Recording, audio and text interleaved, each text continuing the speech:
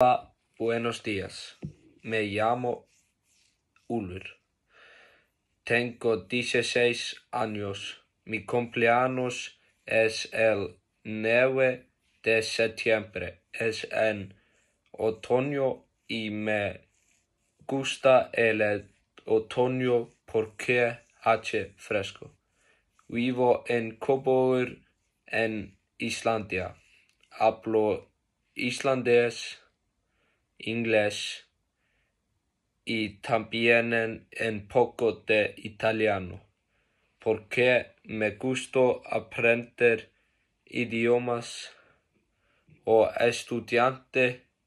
estudio en la escuela secundaria.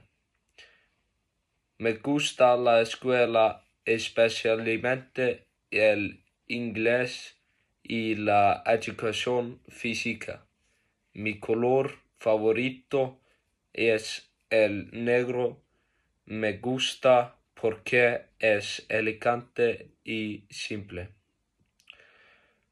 Hoy me siento bien en general. Estoy feliz y tranquilo.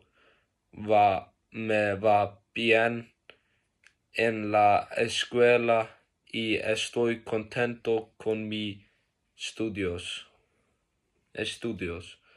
Ahora estoy en casa en mi aplicación. Estoy tranquila y cómoda. Tengo un poco de calor porque entrené fútbol más temprano.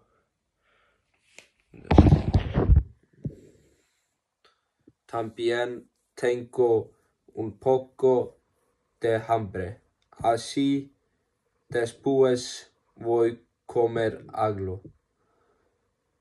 Entreno fútbol varias veces a la semana. Juego con mi equipo. Practicamos mucho. Me gusta correr y jugar a partidos. Es divertido y para salud. Tengo una familia perfecta pero muy bien. Mi madre